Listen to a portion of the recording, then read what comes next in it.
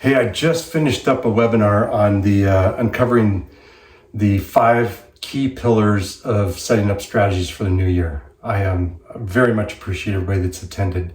And for those that couldn't, I hope you enjoy this recording. If you got questions, feel free to email me at rick@rickhamfield.com and I'll get back to you. Again, thank you for taking the time to watch this video. It means a lot to me and I hope that it be a value to you. So with that, may you have a wonderful Christmas season and a wonderful new year. God bless.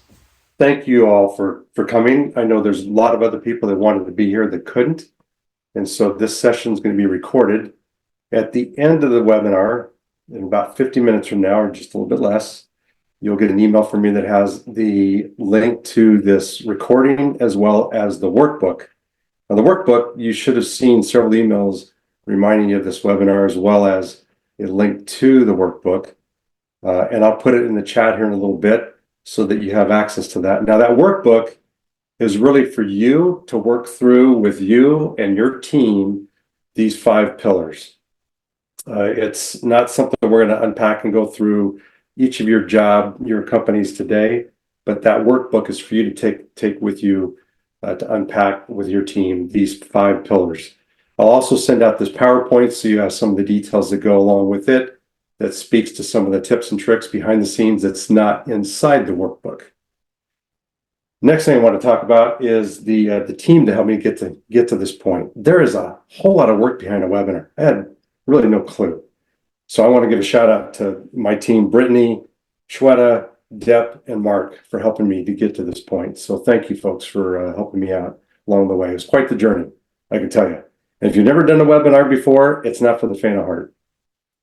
The last thing I'll mention, and we'll jump into the 5 pillars, is this 50-second or 50-minute meeting. So I found that a lot of times when you set up a meeting and schedule it, automatically the system sets up a 60-minute meeting, whether it's Zoom or Google Meets or Teams. I would force myself to think about reducing that time. Even if you cut off 10 minutes in that meeting instead of 60 minutes, just 10 minutes off. If you had 2 meetings a week for 52 weeks of the year, added up 60 minutes, that's almost 2 days for one person. However many times or how many people you have in that meeting, that's how many days is spent in a meeting. You chew off 10 minutes, it's significant in the time that you have.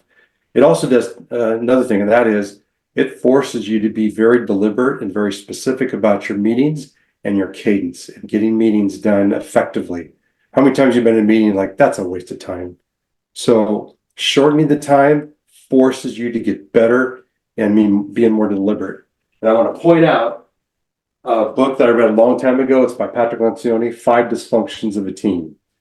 No, that's not what I wanted. It was the book on Death by Meeting by Patrick Lencioni. So Patrick Lencioni has written quite a few books.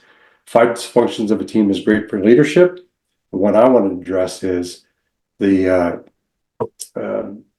meeting cadence that he unpacks for you. So with that, let's jump into the 5 pillars. Now, I think about these 5 pillars, and when you read this webinar topic, you probably thought, well, just 5? Well, here's the deal. This is always a great time to plan for the new year, whether it's personally, professionally, and for your business. And there's a whole lot of things you could put into business plan. I've been in business planning sessions for 38 years now, and I can tell you, I've created a lot of business plans with teams and have been part of supporting others, and they become a bookmark and a checkbox that goes up on the shelf.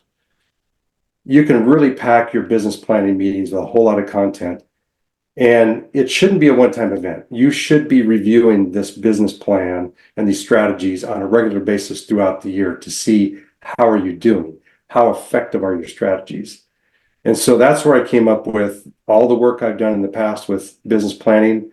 There's 5 foundational things. It's really 4. The 5th one's the strategy planning. These 4 pillars are kind of the baseline that you need to do. So if you don't have any other time to do any other planning besides these 4 things, then you'll be at least ahead of the curve. And it'll allow you to have a good cadence to review on a quarterly basis, if not 6 times or every 6 months. So why is this important? Obviously, the health of your business is important. The health of your business, the more competitive advantage you have. And it allows you to have an opportunity for growth, both top line, bottom line, and to create this idea and this concept of resiliency and relevance. If you're not relevant, then eventually you're going to lose the game and your competitors are going to take over. So the health of your business depends upon your planning and developing good strategies, and then checking and balancing to see how they're doing. So we're going to cover vision, culture, leadership, and SWOT analysis. And those four will comprise number 5, which is strategy development. Everybody good so far? Give me a thumbs up. Cool. All right, so let's jump into it. The first item, the vision. You start with the vision. When you're thinking about your business, you're trying to identify what is the vision that you want to have for your business. What is the world going to be like when you fulfill your vision? And it's the lens that you make your business decisions upon, whether it's your strategies, your products, or your services. Look through these through the lens of your vision. Now, the vision really becomes your rally cry, your North Star. It ensures that you stay relevant. Your strategies and the tactics and the day-to-day actions support that North Star, that vision. Now, here's the key for you as a leader. You couldn't articulate enough your vision to the company. They need to know, where are we going? And I would submit everybody in an organization wants to know, where are we going? Who's at the helm? Now, some people want to know that in depth. Other people, they just want to know that somebody's in place and we're going somewhere. They're just nose down. But I would submit everybody wants to know there's a plan of attack and that someone knows where they're going. And that's your job as a leader, is to articulate that on a regular basis so that that becomes your rally cry as a team. So, vision. This is a simple statement, and you're writing down, what would the world be like when you fulfill your products and services?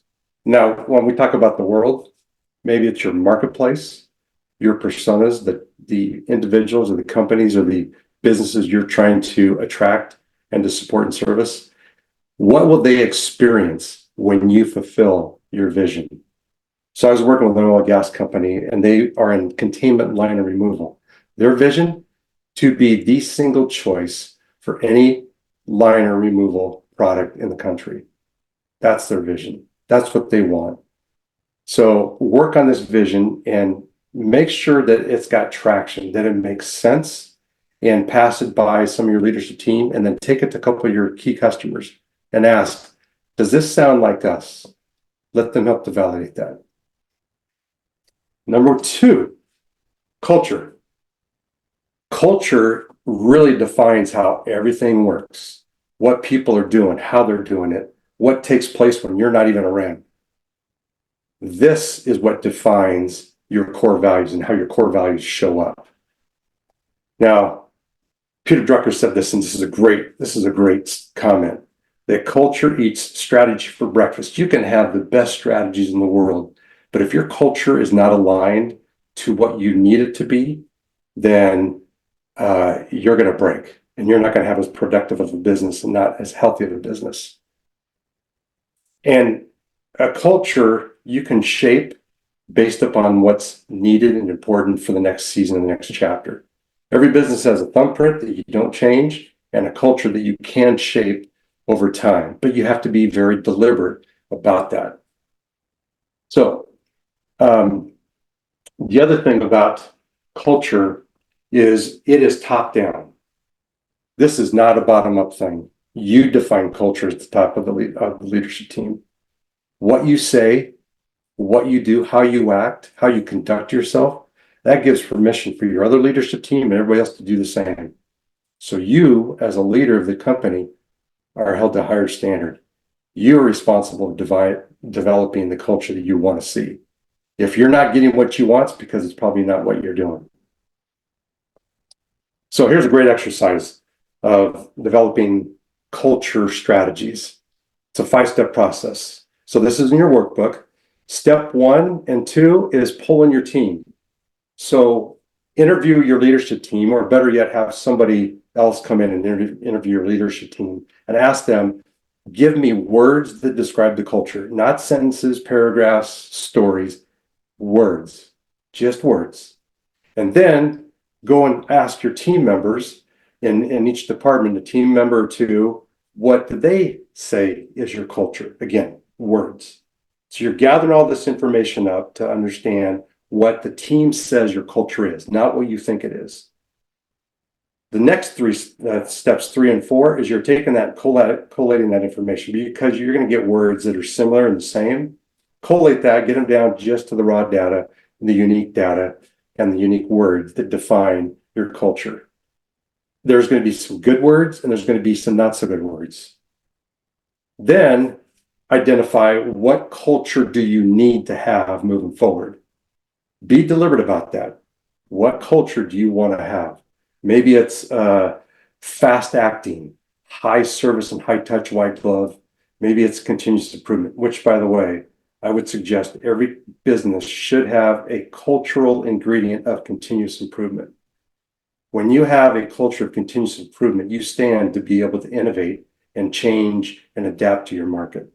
If you don't have a continuous improvement mindset, all bets are off. And it may be only resting on a few people's shoulders to have that innovation. So once you've collected the data, you've identified what culture you want, list that down in step 5, and then be deliberate about what strategies are you going to deploy this next year to achieve the cultural trait that we're looking for. And then 6 months into it, or a year from the time, go back and do the same exercise. See how you did. If you didn't achieve, if the words don't line up to what you asked the team, to what you're expecting and want, you got to disconnect. You got to go back and fix it. And I would submit, this is your job as a leader at the top. You've got to drive this. If you don't, it doesn't go down. Here's the other thing that happens is there are subcultures within companies. So the sales team may have its own little subculture, and the engineering team may have its own subculture. Those all ought to nest underneath the company's culture that you created. If that doesn't happen, you'll have team members on one leadership group say, man, I wish I could go work for Bob, or I wish I could work for Tammy. That's not what you want. That creates dissension and creates silos that you don't want to have as a business. And that's all because of the culture you've allowed or that you've fostered that may not be the right thing. All right. Number 3, assessing your team and yourself. This is really all about figuring out, what do I need to do to set my leadership and myself up for success? What do I need to do to make sure they're not just a good leader, but a great leader that everybody wants to follow? Now, when I say that, you can think of people you worked for before. You're like, I would charge up that hill with that person any day. And you've also thought, you've got people in your path that you've worked for. It's like, they're on their own. I don't want to work for them anymore. And the reality is, how your leadership goes, how you goes your team and goes your company. You're not going to get around this one. You may have great team members underneath, but your leadership team is going to make that difference. And here's the painful reality: that people join you in your business because of your vision, your mission, your purpose, and they leave you because of a leader. So here's the other thing. This is a great tool to use for developing yourself and your team.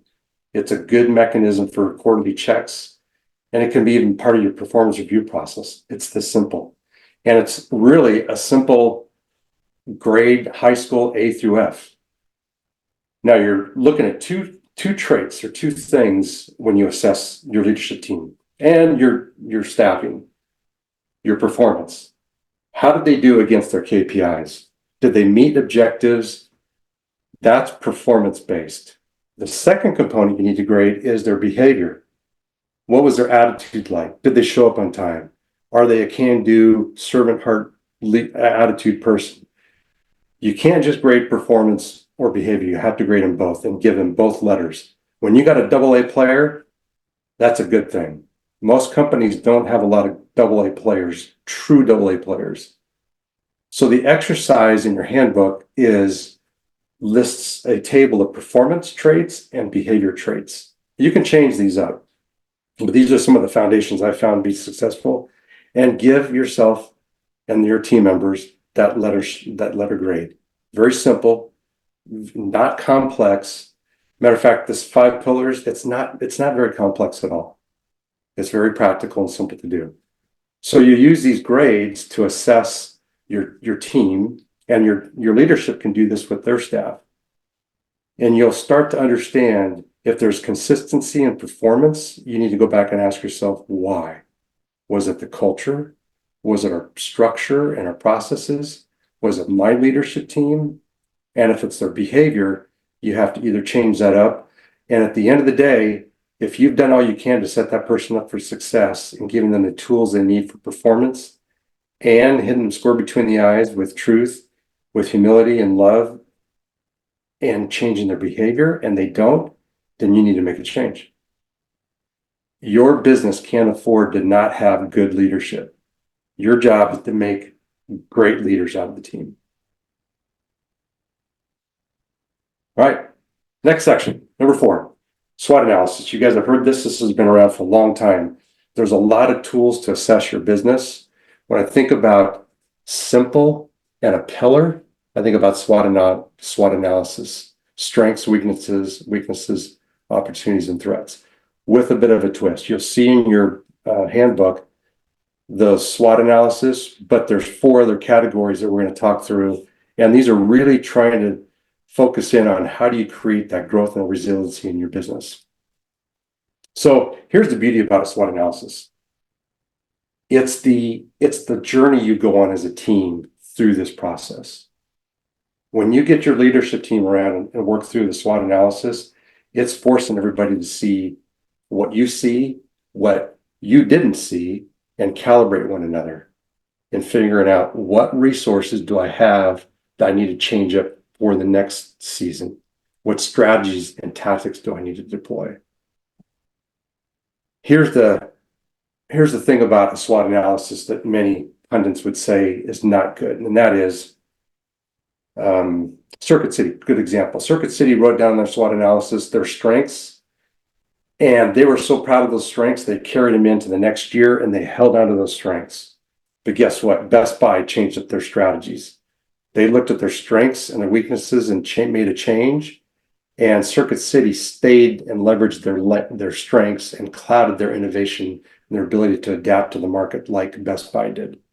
So don't let your strengths, your SWOT analysis, cloud you from resting on what you did last year and not innovated. And that's why I said earlier on, the cultural component of continuous improvement is really key. The other thing that SWOT analysis doesn't do that I want to highlight is PESTEL, which is another acronym for looking at the environment, the politics, the external factors that might happen through legislation and trade initiatives. I only bring that up that if you've got a business that's complex, that has trade across multiple countries, you may want to look at PESTEL as another option to complement your SWOT analysis. All right, so what does this look like? 5-step process. Step number 1, identifying your strengths, weaknesses, opportunities, and threats. Steps 2 through 5, taking that and identifying initiatives to leverage your strengths, your growth opportunities, creating strategies for defensive moves in case you're in a marketplace that's very volatile and it's changing up and you got to get defensive at times. And then the last item, which is disaster prevention. So I could ask you, did you plan risk mitigation for a pandemic? The answer is probably not. Now you can take number 5 and go overboard and start doing a whole lot of risk analysis stuff. The more complex your business, the more size you have, the more geographies you cross over, the more markets you play into, you need to start thinking about disaster prevention. For example, cybersecurity, AI influence, another pandemic, war. I wouldn't overly postulate on those things, but I would think about them. And during your SWOT analysis as leadership team, brainstorm, okay, what should we be preparing for? Let's just brainstorm and come up with some things and spend 15 to 30 minutes on brainstorming. What should we create a risk mitigation plan for? Don't get crazy, but think about those things, and that might drive strategies for moving forward. All right, SWOT analysis is complete. You've done vision, you've done culture shaping, you've done leadership assessment, you've completed your SWOT analysis. You're now to the point of number 5, which is strategies. You set the vision. I didn't speak to purpose, mission, your objectives, which is your goals, your KPIs. We're talking about number 1 and number 5. Number 5 is now pulling the first 4 pillars so that you have a plan of attack for number 6. So why is this important? Well, you wanted to make sure to know that your team, their day-to-day activities, has a purpose.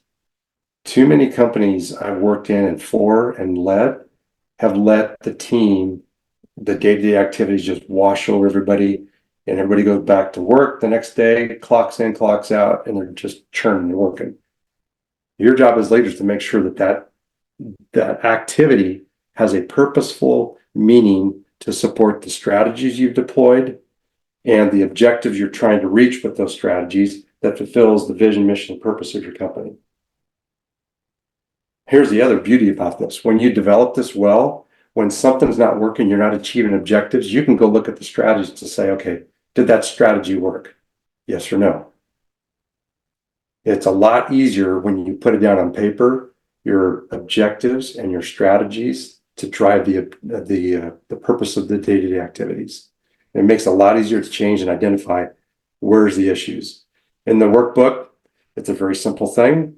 You've got strategy, which is built from the first 4 pillars, and you can add to it. What expectations do you have of that strategy? And then how are you going to measure it? Is there some quantifiable way to measure that particular strategy? And the last category that you'll identify is, when do we deploy the strategy? It might be a second quarter thing, could be a fourth quarter thing. Those are the components that make up your strategy development and the 4 pillars to build up to this last pillar, which is strategy development. So that's a quick nutshell in about just under 30 minutes. We covered vision, culture, assessing the team, your SWOT analysis, using those first 4 pillars to build your strategies.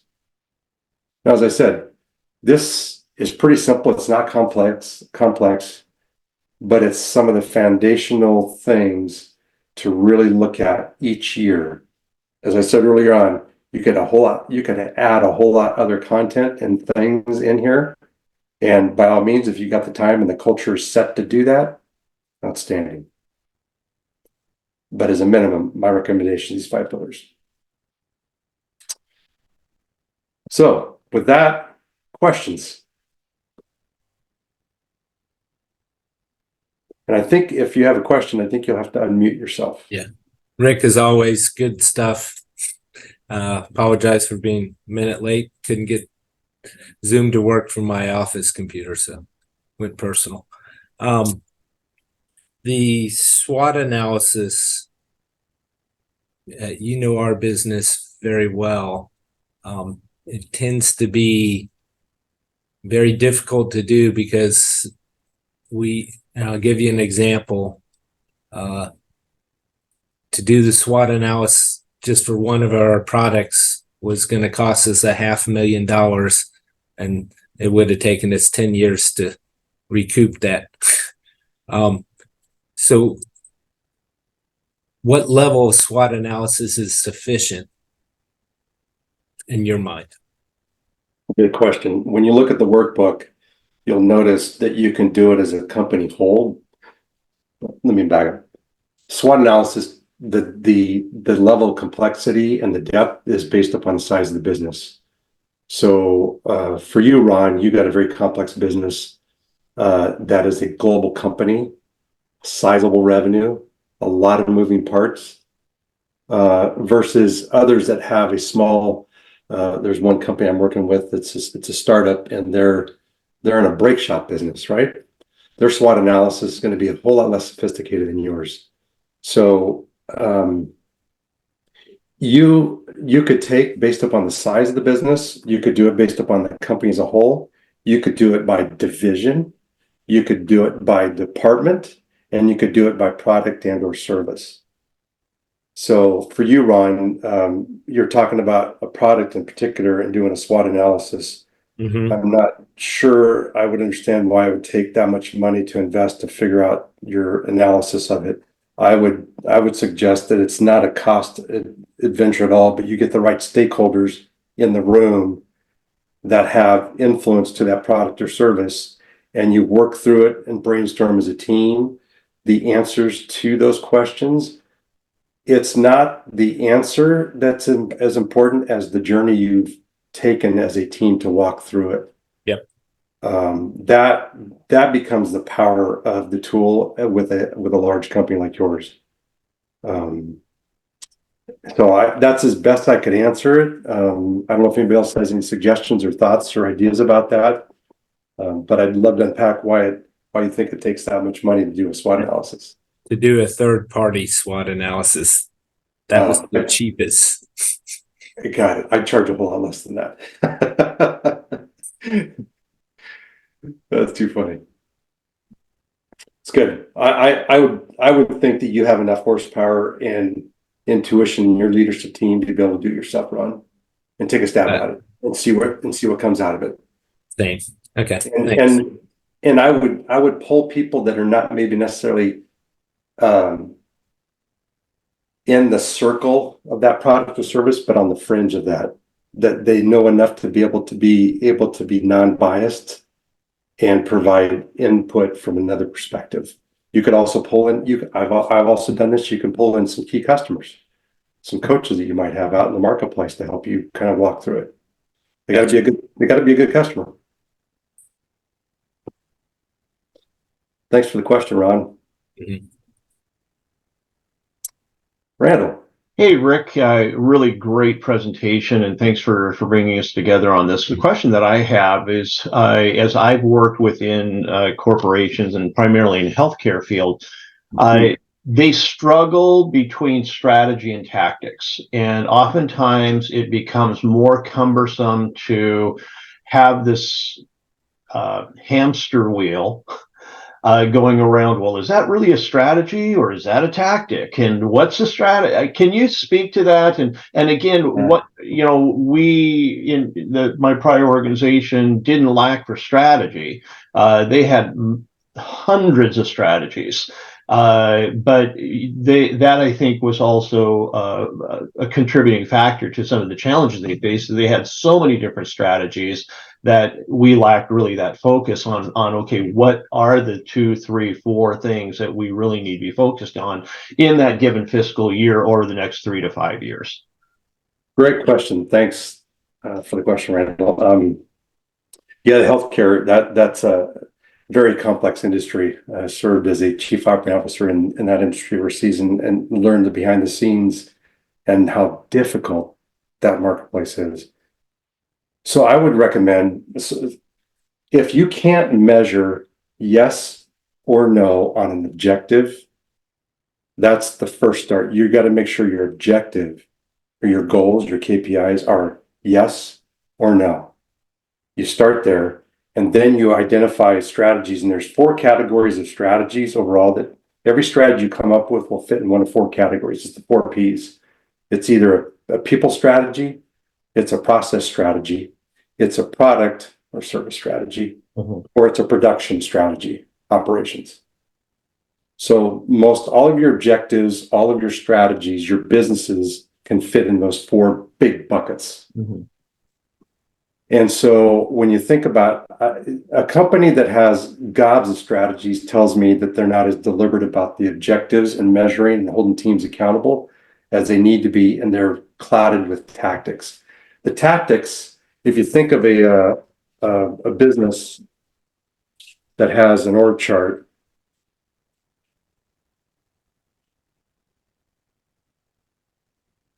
I'm drawing a picture. This is going to be hard to see, but I don't know if you can see that. At the top is your vision. Then you move down to mission, purpose, strategies, objective, strategies, and actions. Actions or tactics. Your team on the floor, I'm going to call it the floor, they're responsible for the actions and the tactics that serve up to the next level of supervisors, the strategies you're trying to deploy as a company, which moves up to the objectives of the leadership team, which moves up to the executive team for vision, purpose, and mission. So a direct connect between objective to strategies in the 4 categories, and maybe a couple or 3 or 4 strategies per 4P, and then the tactics that go along with it. That's the way I've seen it to be most successful and create differentiation between the tactic and the day-to-day action versus the strategy itself. So my strategy could include that I'm going to revamp our entire onboarding process system. That's a strategy. My tactic, I'm going to have better job descriptions. I'm going to increase my onboarding process. I'm going to have a great exit tactic, et cetera, that supports my goal or my strategy of revamping our hiring process. So I don't know if that makes sense, Randall. Have I answered your question? No, that's good. Yeah, that's good. Thanks, Rick. I think the one other comment I'd add to it is the floor checks in, does their thing, checks out, goes home. And as you move up the food chain, you don't get that privilege of checking in and checking out. And that responsibility of differentiating between strategy and tactic is at the leadership level. Certainly, it's not the tacticians on the floor level. Other questions? Rick, question for you. After you've developed this plan and process, how often are you revisiting this in general? Yeah. Because Great I do know it can, out of sight, out of mind. It tends to disappear if you're not living in it. But what's your suggestion on how often? Great question. Death by meeting. Patrick Valenciano suggests that the more tactical day-to-day activity is more regular meetings, shorter, like lightning rounds, 15 minutes, get everybody on the floor together. Hey, today this is the activities we find ourselves in, and making sure that there's clarity of what's going to happen on the floor. At the executive level, you're meeting at least twice a year for a day off site, maybe 2. That to me would be the minimum. I would do this every 6 months. The first visit, the first time through, is longer duration because you're looking at the entire year rear view mirror and casting out next year. The 6 months is a check-in. How's my objectives? Are we meeting our objectives? Let's go look at the strategies if we're not meeting the objectives. Redo the strategies and then create new execution plans for the tacticians based upon the strategies we have to modify because we're not getting the objectives. If you've got time to do it quarterly and sneak it in and make it even shorter, that would be great, but twice a year minimum. If you do it annually, you're going to lose the game. You really are. I don't care the size of the business. I have found if you don't go back and revisit this, you lose sight of what's taken place and you can't calibrate fast enough. And the team gets frustrated along the way. That's why I didn't want to create a business plan and long-term plan review with so many components. It's these 4 that are the bare minimum. Good question, Curtis. Anything else? Yeah, Rick. The organization here does a pretty good job. I've gone through we're wrapping up our 3rd year of business planning, and I think we do a great job of, outlining the SWOT analysis and going through all that, and then we identify key objectives and set goals on things we want to achieve. We meet quarterly, all those good things, And I think the one thing that we're missing, if I'm hearing you correctly, is part of that is to actually review and document, at least, in summary form, those key strategies that we're going to employ to achieve those goals and objectives. We kind of just let people run, and when we meet quarterly, it is usually right around the second quarter. It's like, well, what are you doing? And and it seems like you wasted half a year. Not really all you're all together. You're all engaged. It seems like the next step should be, and the missing piece is documenting that and see if it all checks in. Good question. So I'm going to recommend, if you don't do this, your objectives, I said earlier, is black and white. You either hit it or you didn't. Right. Those things become your dashboard, your report card that you create, whether it's Excel or Word or whatever. Yep. And you keep that livable and breathable on a monthly basis, just like you should be doing soft closes on a monthly basis and kind of looking at the financial statements. Mm-hmm. You're looking at your scorecard to create that dashboard so that everybody sees it. Now, there's a strategy in the Japanese culture that started. It started with Six Sigma, and then it's Lean, and there's this thing called 5S. Putting that dashboard out for people to visibly see for their respective departments' objectives does an enormous amount of things, especially if you create trends, so they can actually see on the floor their results of what they're doing. I worked with a company, it's a semiconductor company, and they moved all the instrumentation and data at the lowest level possible so that before they started their batch, that individual is in a bunny suit starting their batch of the silicon wafer, they would look at all the data they needed to make a decision whether they continued on or not. Bringing the information down to the lowest level possible is significant. Yeah. And that dashboard is a mechanism to do that. In your planning, when you've identified your objectives, create that Excel spreadsheet or Word document. There's plenty of online apps to do that. Sure. Capture them, and then on a monthly basis or quarterly basis, change the numbers and show rolling how you're doing. That gives you the indication as to whether your strategies are working or not. Gotcha. Yeah. Great. Thanks. Yeah. All right, folks, we're coming up on 50 minutes, I think. Are we? 11:37? Oh, we got get more time. Any other questions? I just wanted to say thanks, Rick, for putting this on, and it's great to see some of the faces that you've got here on here.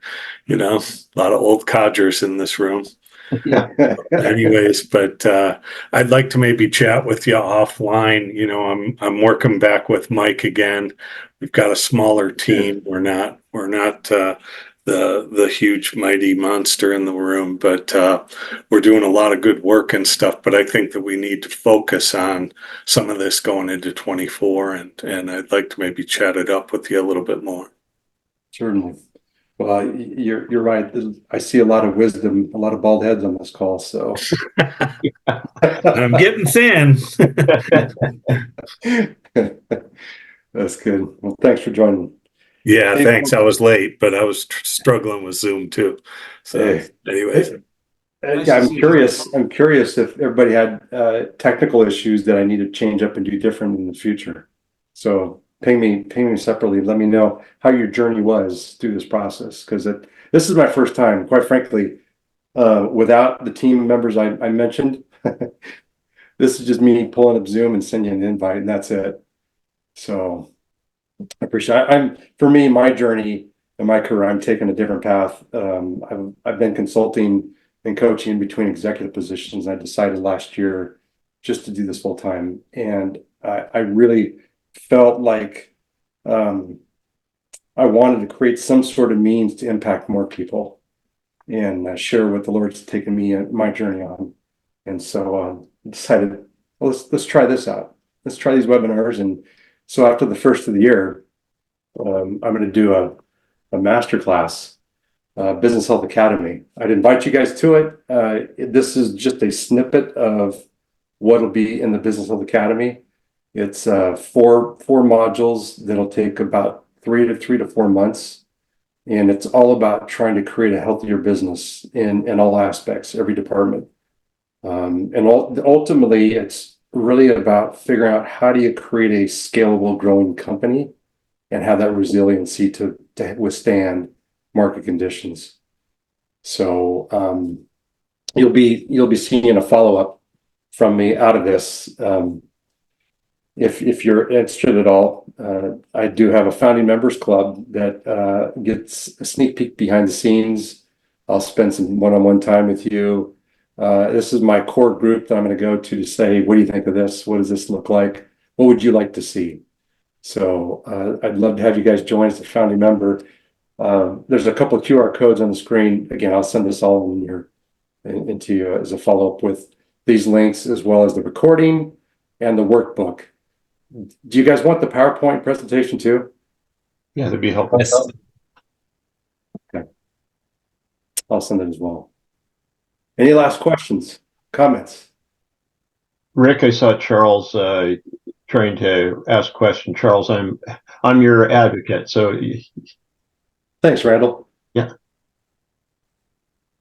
Oh no, I put a note in the comment, and when Jeff was talking, I was just saying hi to Jeff. No, I didn't have a question, but the topic of strategy, I did post a book I found really helpful. Okay. On kind of yeah. Thank you. I thank you very much. You know what? This whole time I haven't even been looking at chat. So should I be looking at chat? Did I miss anything, guys? I think we've covered everything. Okay. Hey, thanks for being a co-host, Randall. You bet.